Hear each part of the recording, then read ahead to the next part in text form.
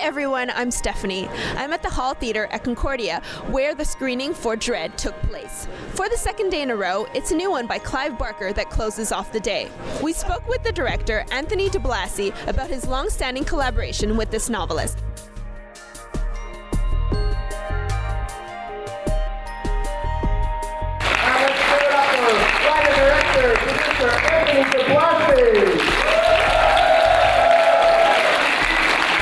What kind of input did Clive Barker have on the movie?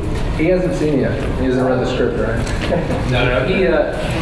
He's great. He doesn't get too involved with our process. I mean, he is part of the company, and he's completely fine with everything we do. But he locks himself in the library of his house and writes books.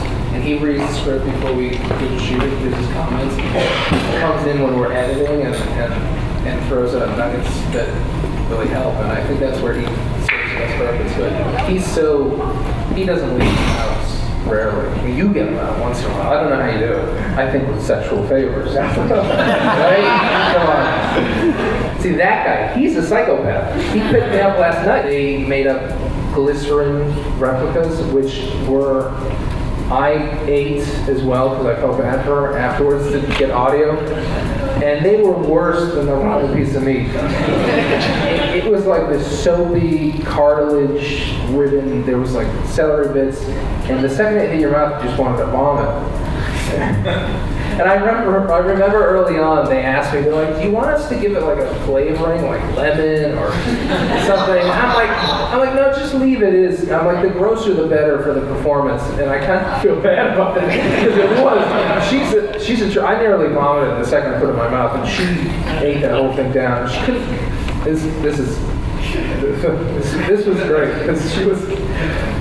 With effects people, I mean, there's always, our time was great, but you always have those moments. Okay, in the script, she eats the piece of meat down to the bone. Okay, so we get there on the day. I'm like, so she's gonna eat it, and the guy's like, well, she can't really eat it. I'm like, well, she's gotta eat it, swallow it. And I'm like, but you said it was edible. He's like, well, it's partially edible. I'm like,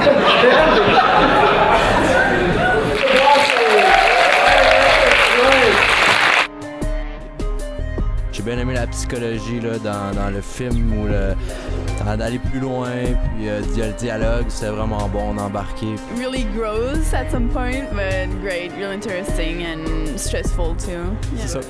C'est vraiment cool. Very good, very disturbing, just like Midnight Meat Train, just as disturbing, you know, meat, no. For a week, I can't.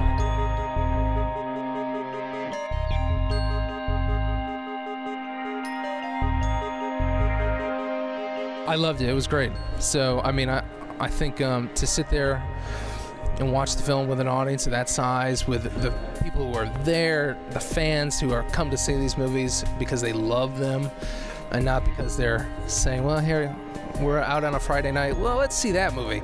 You know, they come here and they're really vocal and they're really supportive, so it was great.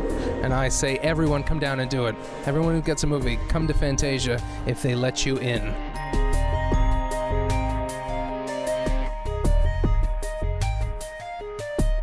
That's all for now. Don't miss the Fantasia Festival from July 9th to the 29th at Concordia's Hall Theatre.